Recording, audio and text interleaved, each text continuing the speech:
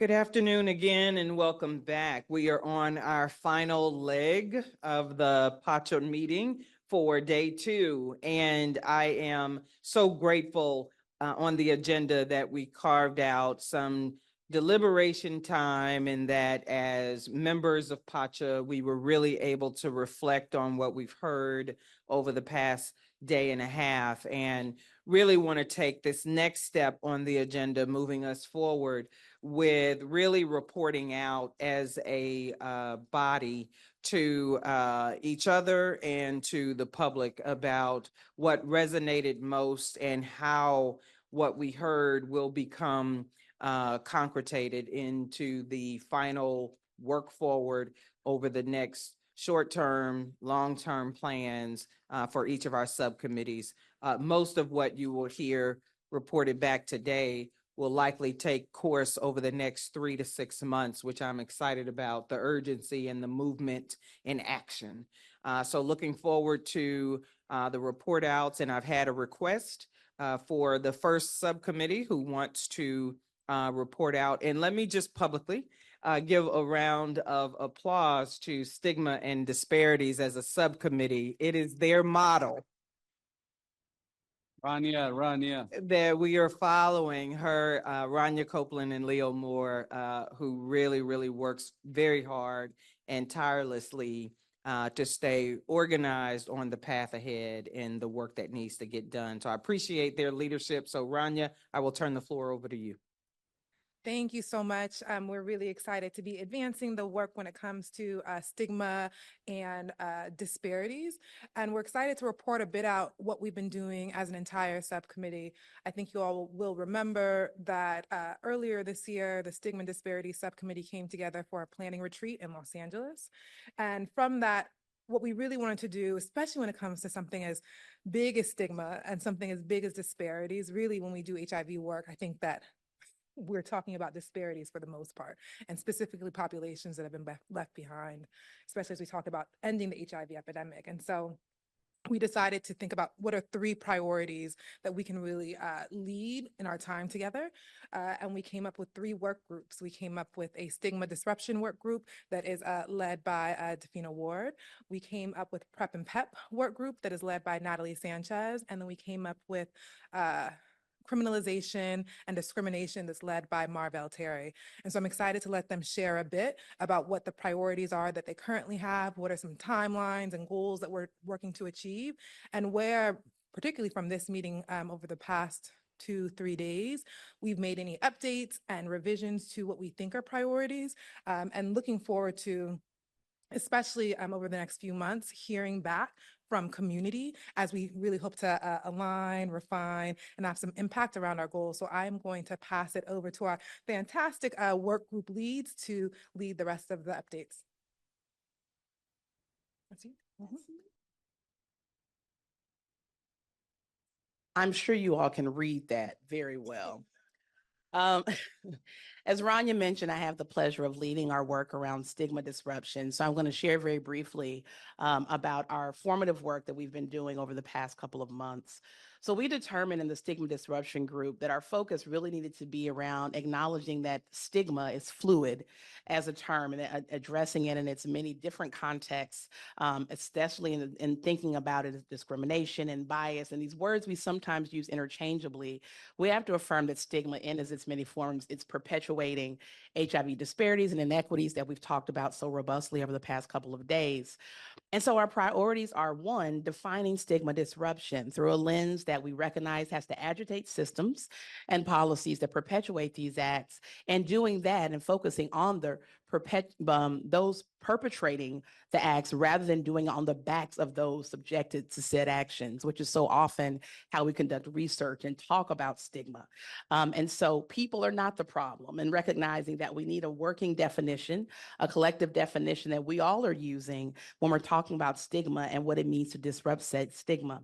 We want to identify how federal agencies have already implemented recommendations from PACHA. Specifically in 2017, a number of recommendations were made related to stigma, and we want to identify additional opportunities for meaningful disruption of stigma among agencies. And lastly, as far as the priority, I guess this would be the big deal kind of priority is the passing of a resolution or some type of action by PACHA that seeks an additional pillar that's focused on addressing stigma, which we know is a critical component to reaching the goals of the EHE, and looking at local examples and practices that can help us to inform what we're doing at the federal level, namely the quality of life pillar that we've seen established in Texas. So as far as our timeline, our short-term timeline, initially, we want to establish some research parameters and our own capabilities to assess the application of previously entered recommendations from PACHA as it relates to addressing stigma. We want to participate in PACHA listening sessions during the upcoming USCHA, namely with the focus on the South this year, and we've heard about the disparities in the South across the meeting the past few days. And we think that'll help us to identify our framings necessary to talk about what disruption truly means in the context of this work. And then also a resolution introduced or a letter, we're working on that, an action introduced at the next PACHA meeting seeking adoption later this year, where we really want to elevate and define disruption, look at key indicators in addressing stigma, and with some midterm goals around actionable research, assessing the application of these recommendations from earlier years. And lastly, by the close of 2025 at our meeting in next December, we hope that there are some indicators that we can look to where we can talk about how we've established definitions, indicators, and measures around disruption and how we measure success in doing such in our work. Thank you. Any quick questions or comments? Maybe we'll limit them to one or two for our stigma disruption work group. All right, we'll move on to Prep and Pep, led by Natalie Sanchez. Hi, everyone. So our focus is on equitable access and utilization of PrEP and PEP. I think over the past 2 days, we've heard a lot of information on data and looking at the disparities. And so from that, it's really guiding our work, and we're going to incorporate that into how we, focus on PrEP access and utilization in the very different communities. So something that we did incorporate, so we've previously talked about PrEP for women. Now we're looking at, also focusing on PrEP for undocumented people. That's what we also heard. And then also hearing from today's panel about how anti-LGBT legislation could also dissuade access to healthcare services, which then can impact their access to PrEP as well. So going back to our priorities, we want to create real solutions to address disparities in PrEP access. And one of our priorities is to launch a PrEP Awareness Day. So to do that right before World AIDS Day, because what we feel is that there's not enough awareness on PrEP in especially communities of color. And so we want to increase that ongoing awareness of PrEP, informing them where they can access it and the benefits of PrEP. So our short term is securing buy-in from community partners such as NMAC, Southern AIDS Coalition, PrEP for All, AIDS United, Latino Commission on AIDS, as well as other organizations across the United States. And to get their support that we're not just doing this as another awareness day, that this is really adopted as a community mobilization, what can happen on the ground in these different communities to help raise awareness on PrEP. And so again, our goal is to develop and increase PrEP awareness through a PrEP Awareness Day. And again, focusing on the communities that are impacted as the data is showing where the increases in new HIV infections, because that's an indicator of where PrEP needs to be. We've done, the PrEP and PEP work group did meet with HIV.gov as well to hear a little bit more about their approach to HIV or to Awareness Day. So we have a huge amount of insight about some of the challenges and opportunities of Awareness Days that we're hopefully going to be bringing forward. And one of the kind of priorities they talked about and recommendations was really having strong community partners who can anchor the day so action happens on the ground. Any questions for Natalie, our PrEP and PEP work group lead? All right, well, we are going to have Marvell Terry II close us out with HIV criminalization and discrimination. Thank you, Madam Co-Chair. For The HIV criminalization and discrimination work group, I feel our priorities are in the title of our work group.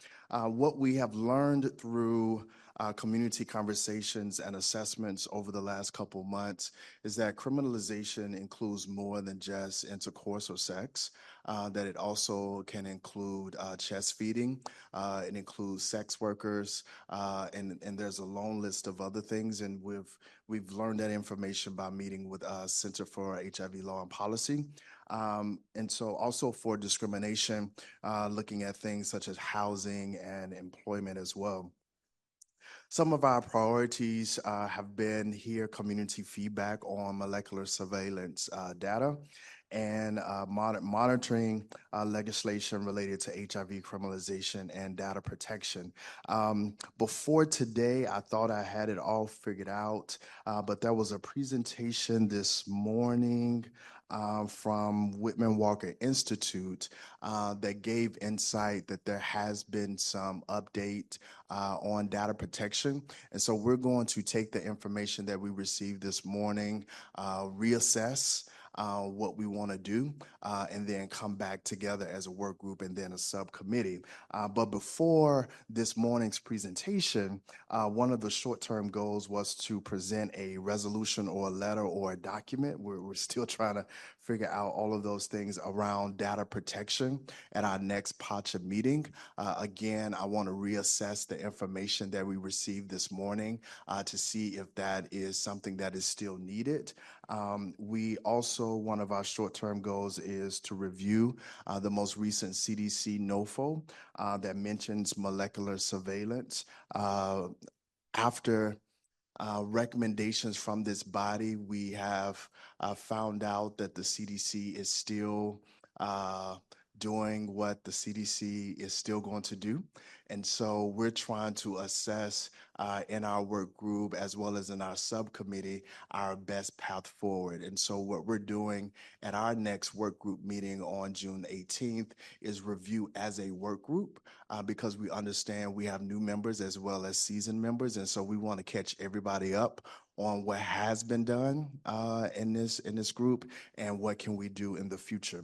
A long-term goal would be for the CDC to release a letter to district attorneys around HIV criminalization. And our overarching goal is to continue to hear from community and people living with HIV networks about surveillance. I do want to provide an update on the networks that we have met with and the community groups that we have met with. On March 13th, we met with the U.S. People Living with HIV Caucus. We met with the CDC and PACHA, Dr. Leon and myself met with them as listening individuals around molecular surveillance. On March 19th, we had a presentation provided to our work group from the Center for HIV Law and Policy. And on April the 16th, we met with Drew Gibson from AIDS United to hear about the work that the Public Policy Committee has been doing around criminalization as well. And so we're taking all of that information, compiling it, and determining our best path forward as a work group. Thank you so much. Y'all see these work group leads are working very, very, very hard. And I think the thing that I would ask, particularly from community, from folks who are leaders in the HIV workforce, when you think about the stigma disparities, priorities, particularly when it comes to stigma disruption, PrEP and PEP, and then surveillance and disparities. Criminalization, discrimination, that if there's things that you think we're missing, to let us know, to reach out to us, to reach out to HHS, because we'd love to include additional priorities or galvanize on things that are already happening in community to have some type of impact. So thank you guys.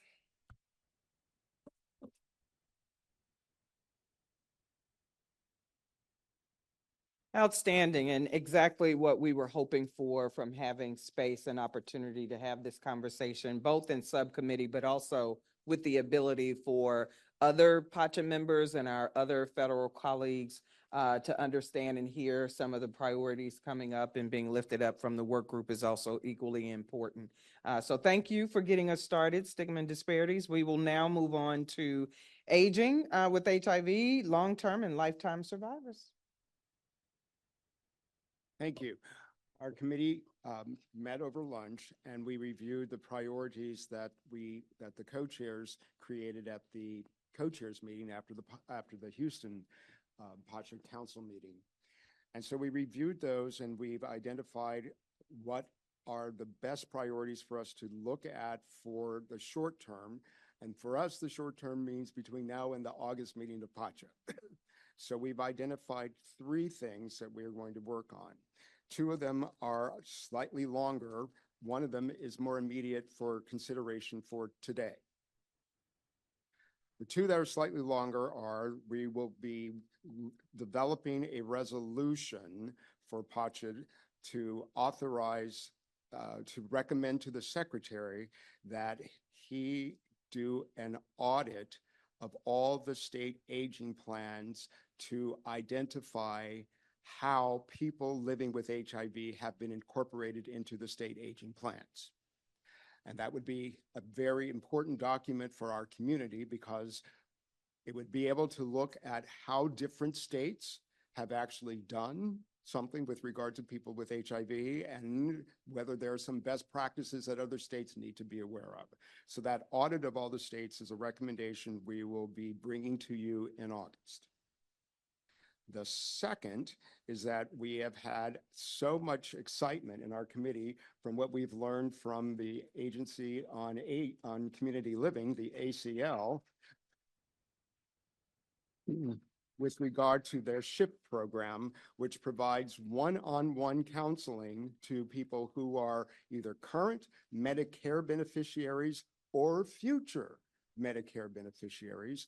So we're going to be looking over the next several months about a resolution urging that the secretary consider the using or adapting the SHIP program to include a special offering for people living with HIV, to use that as a mechanism for giving them guidance and support for their transition from private insurance or no insurance to Medicare. So we will be crafting that resolution for your consideration in August. And the resolution is likely to consider whether the SHIP program itself or another program should be created. That could be that Technical Assistance Center for people living with HIV. Those are the 2 that we are looking at in the short term between now and August. For today, we should all be aware that the current Older Americans Act is up for reauthorization at the end of this fiscal year, which is September 30th. Currently, this current administration issued a rule through ACL that identified people living with HIV as a population of greatest social need. That rule is under the current legislation, but the current legislation expires on September 30th. And so the community of people living with HIV who are aging have been advocating for including in the reauthorization that people who are older adults living with HIV be included in the new legislation as a population of greatest social need. So we are going to recommend today that the co-chairs be authorized to send a letter to the secretary urging him to make as an immediate legislative priority for HHS, adding older adults living with HIV as a population of greatest social need in the reauthorization of the Older Americans Act, and that the subcommittee on HIV and aging and long-term and lifetime survivors be tasked to write that letter for the co-chairs for its dispatch to the secretary by the August meeting of PACHA. The only friendly amendment I would add is that the draft language be allowed to have a level of review by full PACHA members.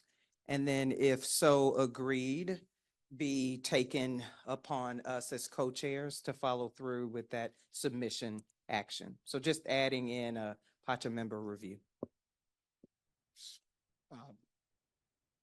Accept.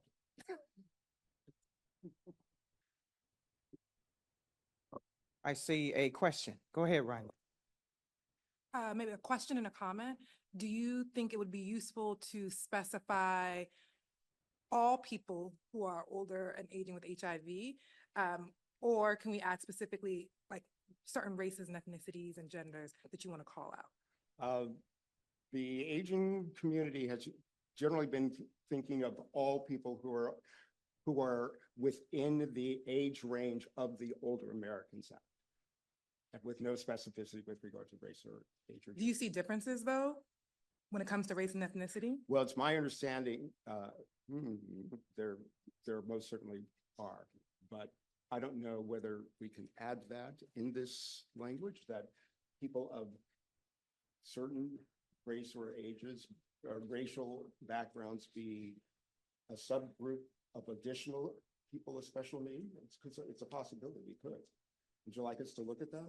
I would. I think being able to be very specific about what communities need allow for specific support so that you aren't advancing disparities, right? Because I think that's what we do unintentionally when we aren't I being think we very could specific. include that in the letter to the secretary because of the disparities, particularly by race and region. Yes. So Jesse, just one comment, and it's not in any way to discourage the group because I think this is work that is fantastic and amazing, and I appreciate the specificity as well as the specific actionable next step. But I think what just happened is a good example of why when we move these ideas forward, that we need to have some process within PACHA from subcommittee and then some socialization to the larger body. Because while many of us may agree, there may be nuance that has to be built in, and probably that's work that should happen before we move it to the meeting. And so I think Marlene kind of offered a friendly amendment. I think Ryan, you gave us a terrific example. So thanks to both of you for that. I think it was Carol, and then we'll turn the floor over to our colleague from ACL. Just a point of clarification, and I may not be fully informed here. I'm not fully informed here. But isn't the Older Americans Act an act of Congress? Yes. And so asking the secretary to do something that I guess I don't understand what We're asking the secretary to make it a legislative priority for HHS, because his legislative office does provide input to Congress on behalf of the agency. Go ahead, the floor is yours. Yeah, hi, thank you. So these are, first, we appreciate your attention to our programs. They are a foundation of aging services in the United States, and they are there for people aging with HIV and all older adults. I will take your suggestions or your draft recommendations back to the Assistant Secretary for Aging, who heads the Administration for Aging. I'll also talk to the Administrator of ACL, Allison Barkoff.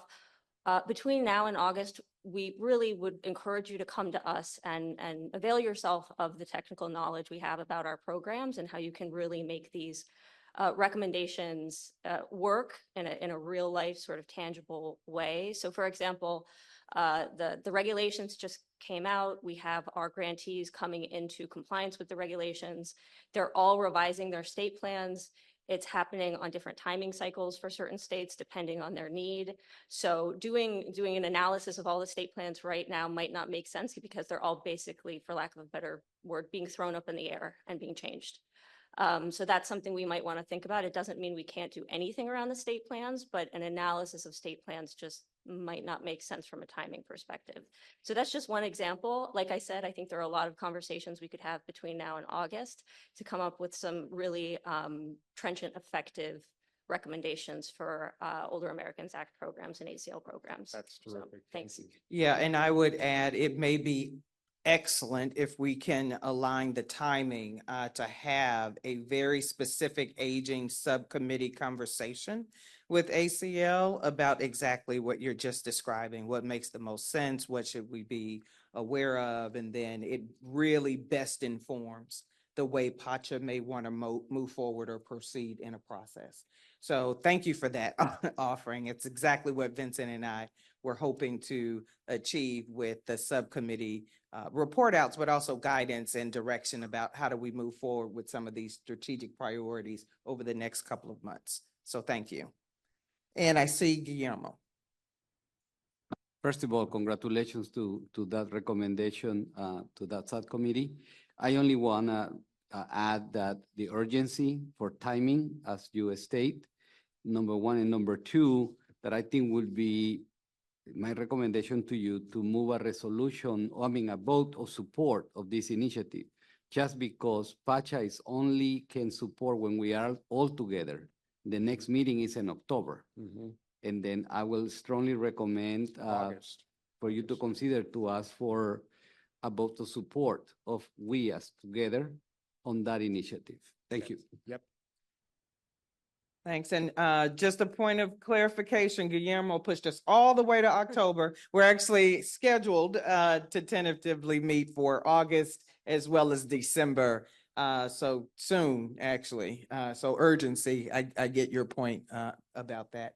And so Jesse and Alicia, I don't want to move forward if you have any other priorities or closing comments. Those are our three short-term priorities, but inviting ACL to our next meeting, which is to be scheduled in June or early July, we're all about that. I think it'd be fantastic. But the Older Americans Act is expiring on September 30th, whether we meet or not. And so your amendment that this letter be reviewed by the co-chairs in the PACHA so that it can go out as quickly as possible prior to reauthorization deadline, I think makes sense. All righty, thank you. And we will move on to ending the HIV epidemic subcommittee, Guillermo and Tori.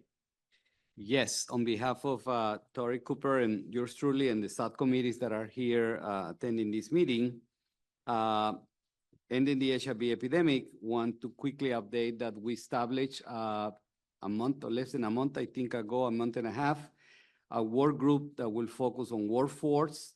They will be co-led by Dr. Tubes and Duvia Lozano, and both will begin to craft and focus, and we will report at the August meeting their breakdown following this new outline that was shared to date. In terms of the focus of the ending the HIV epidemic will be to monitor closely the implementation of ending the HIV epidemics from the lens of addressing inequities in the southern region. In terms of priorities, and this is a work in progress, by the way, because we run out of time, to be very honest with you. In terms of priorities, an action item will focus on address some recommendations, some type of action to address inequities. And we appreciate yesterday's presentation by HRSA that highlight that. That was the only presentation that highlight, and we appreciate very much that. The second priority is to inviting a couple of key presentations at the upcoming August meeting of a national report that will be released shortly, sometimes in the next, very soon, to learn about the update of the National Hispanic Latinx Health Leadership Summit, and to request CDC to present some data on the home testing as a 3 areas that we believe we will be recommending to the co-chairs to consider for the August meeting. The third priority is to support the working recommendations that the work group focused on workforce will put forward, and that touch across the board, because obviously we have been debating as PACHA how concerned we are on the current state, of the public health workforce. In terms of goals and dates, we will be putting attention in the next, between August and the December meeting, to present a resolution or a letter. We will debate in our next meeting on the strategies to address inequities on ending the HIV epidemic. We will be also presenting some initiative on or recommendations on stigma reduction, focus on addressing the challenges that we see not only on language, but also specific on homophobia and transphobia, and a potential letter to the secretary on action items to be implemented between 2025 and 2030. Let me pause and ask any member of the subcommittee if I missed something on my report.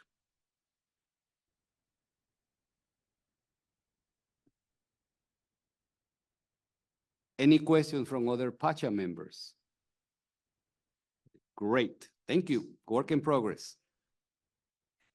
Thank you, Guillermo and Tori. And now we will close out with our last subcommittee, but certainly not least, global updates from Jen Cates and Patrick Sullivan. Thank you. I'll share our discussions on behalf of Jen and our subcommittee members. So our focus is really kind of twofold. One is to try to connect the global and the U.S. epidemics and to try and shape how we think about the U.S. as part of the global epidemic and what the implications of that are for our own response. And the second is to be a source of information for PACHA members about particularly PEPFAR and the U.S. global response. I think in our role as PACHA members, even if we work largely domestically, we get asked about everything. And so I know for myself, I would usually text Jen, but so that we all have a shared base of information and can sort of speak to that. I do think that although our focus is, clearly on the domestic response, we are part of the global epidemic, and I think we need to be able to provide information. So in terms of our priorities, our two priorities are to raise awareness on PACHA about the global response and its components, and by the relationships that we have, that our subcommittee members have, and that all of you have, identify and share innovative models and interventions so that we're learning humbly from what is going on in other places and asking how that might benefit our own response. In terms of goals and dates, our short-term goals, by the end of the year, Jen is going to facilitate a PEPFAR 101 at the August meeting. It's part of the August meeting that will just sort of help, provide a base level of knowledge for all of us. Although Jen's base level of knowledge will be a lot of things I didn't know about, but so that we all have a common starting point about PEPFAR. And then at the IAS meeting, we want to do a couple things. One is just to take advantage of the HHS.gov, colleagues that are there. And as we see things, try and have a low threshold for, getting in touch with that team, doing a quick, summary of something that we heard. I think we'll talk some more, but and figure out who's going to IAS. But we're happy to coordinate that. But I think the things that you see and hear for those that go are important, and just thinking about what we want to share. We're still a little. I think we've taken a step back from being so definitive about poster walks, but I still like the idea of at least flagging, presentations that we think are important or might inform our U.S. response. And we could share those in some way through social media, or if the logistics aren't too complicated, we could do something kind of informally to get people to walk around to those. And the long-term sort of identifying and sharing innovations from global partners and providing examples to PACHA members, either at meetings or even in between. And I think my thought is that we don't want to have such a high threshold that we need to save up for 6 months and then have a 45-minute PowerPoint presentation, but are there ways that we can sort of share more in real time things that are innovative globally that we want people to be aware of and think about, how we might learn from that. And so I think those are our main priorities. And we got a bunch of other little notes, but I think that's the most of it. Anything to add? No, thanks. That's great. The one thing I would add is since we're trying to prepare some kind of educational session for all of you in August, which is not that long far away, if anyone has any particular, we're trying to decide the scope. And right now what we've thought of is focusing on the U.S. government's global response to HIV, which is primarily PEPFAR, but not only. So we wanted to capture all of that. If there are specific questions or issues that people are really interested in, and you think have a moment to email us, that would just be helpful. Thanks. Any questions for Patrick or Jen?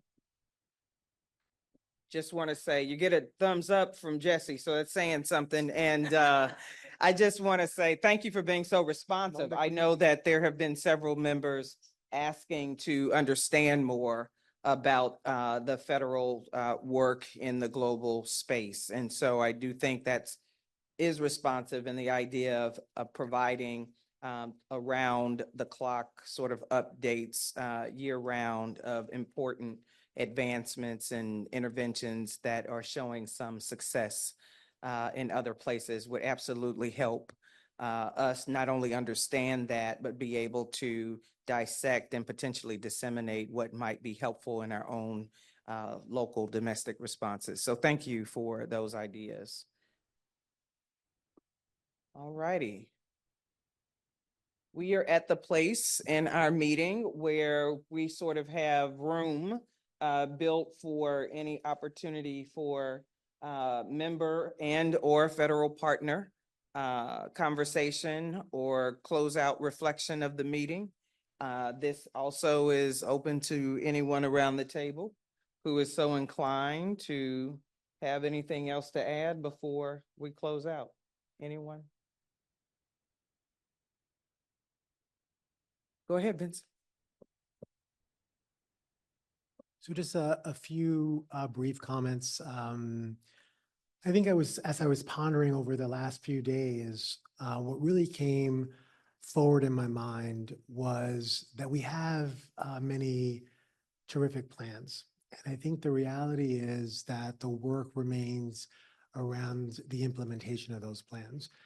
One of the profound experiences of this past meeting, and I also felt this way in Houston, and at many of the PACHA meetings, was that we continue to demonstrate that there are inequities, and that those inequities continue to impact populations, that depending upon who's on PACHA, depending upon the voices that are around this table, some of those get lifted up and others don't, but that we need to continuously ask for data that reflects the inequities as a way of guiding the work. And so I also want to say publicly to Dr. Cheever that, you know, your presentation was so powerful because it was the only one that I recall at this meeting that really highlighted progress, but also showed where there had been inequity and then also the strategic efforts to address those inequities. And I think those kinds of data are particularly useful for PACHA. I want to say that at times during the meeting, I felt a kind of sadness. And so I'm opening up here a little bit about some of what was shared.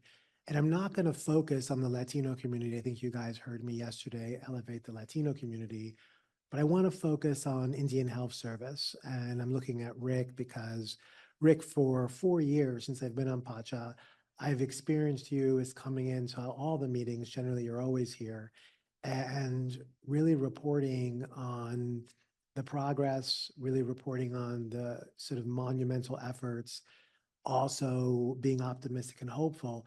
But I've heard a lingering message, and this is my interpretation. I don't know if this is how you feel, but the interpretation that I've had is the structural under-resourcing of the Indian Health Service. And so I'm intentionally bringing this forward, not because I want to add to the list again another population that we should focus on, but just as a way of saying that collectively our work must be around looking critically at the inequities. And I hope that that is something that this group will carry forward because I think it really matters. And Rick, in your case, you know, I've sort of thought privately, which I'm now sharing publicly, have we done enough to elevate the work that needs to happen in Indian country? And just want to flag that for the, you know, for PACHA as a whole. I was also struck by this disconnect between our policies and science. And I think that came up a couple of times.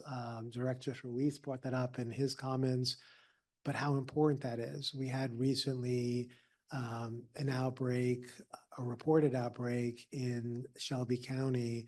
And I think a lot of what I see as being unique about that context is the extent to which policies and laws are really negatively impacting the jurisdiction and have a real impact. We got that from Dr. Breyer today. I mean, there's sort of compelling evidence that is happening. I'm going to wrap up in a second, but I want to just hit 2 or 3 more quick things. One, Patrick, thank you for the indicators, because I think that kind of thinking about novel approaches to how we can really hold ourselves accountable and really measure our progress in terms of what we're doing as a nation, we need that. And I think that we are looking for more guidance in how we can do that and incorporate that information. I really love what I see happening on PACHA in terms of the energy, the ideas, the interest in advancing specific actions. And I was really proud of, Marlene, what Caroline and you and I and others developed, which is really that set of very specific actions and ways in which the work can move forward. And I'm looking forward to having more opportunity over the next couple of months to work with some of the subcommittees. Marlene has tasked me as sort of my departing assignment to work with some of the subcommittees around getting very clear about ways to move things forward so that we can be effective and we can actually have our work have, meaning for what we all are here to do. The last thing I'll say is I just want to say thank you. I've been on PACHA for 4 years. This is my last public meeting. I will be staying on through August, and I've got my assignment, which Marlene has given me, so I'm definitely going to do that. But I have grown professionally and personally, and I've enjoyed very much working with folks in the federal government. I have a deep respect for what you guys do and for the ways that you are leveraging your unique positions to try to end HIV. I have also a profound respect for the people that have been on PACHA and that currently are on PACHA, because you guys are my inspiration, and I felt honored to know you all and to be part of this group. And so with that, I'm going to say thank you very much. And a special shout out to Marlene, who has mentored me and been a great role model. So thank you very much.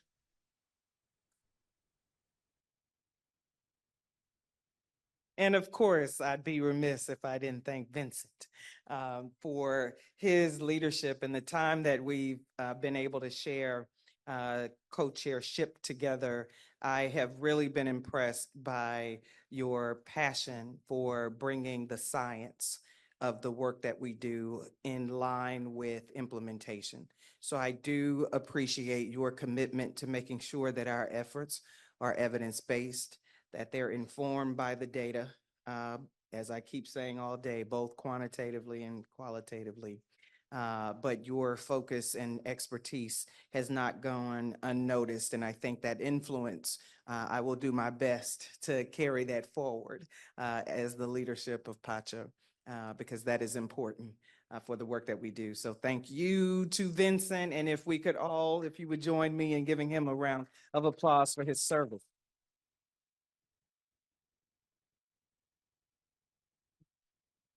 And I do want to give opportunity before we officially close. I don't see anyone clamoring for the microphone. That means you are all done. But I wanted to offer to our executive director, Ms. Caroline Talib, if she has any closing remarks. Thank you, Marlene, and everyone. This is my first meeting as executive director, and it is a privilege beyond words that I have right now. So I want to say thank you to our co-chairs, Vincent and Marlene, and particularly Vincent for, I know it's your last public meeting. And so we still have a few more months to process. So I'll do that and with some time, but just want to thank you and thank you both for your leadership. I want to thank our federal partners who continue to grow with PACHA, to participate not just on the full council meetings, but the subcommittees and ongoing. And so we believe that our federal partnership is very strong, and we're really grateful for your involvement. and to thank our PACHA OIDP team that continues to grow. We have our new alternate DFO, Tim Harrison, Chloe Loving, who is a part of our team. We'd be lost without her. And Emily Downs, Ariel. We got Stephanie Tiller and Damon and Dana, who does our notes. And so just all of the work that's done, we couldn't do it without everyone. Oh, and Miguel Gomez from HIV.gov and his team. And so just wanted to thank everyone that can make it happen, and to our PACHA members, the work continues. And so with that, safe travels home, and then lots of emails coming your way. So thank you. Produced by the U.S. Department of Health and Human Services.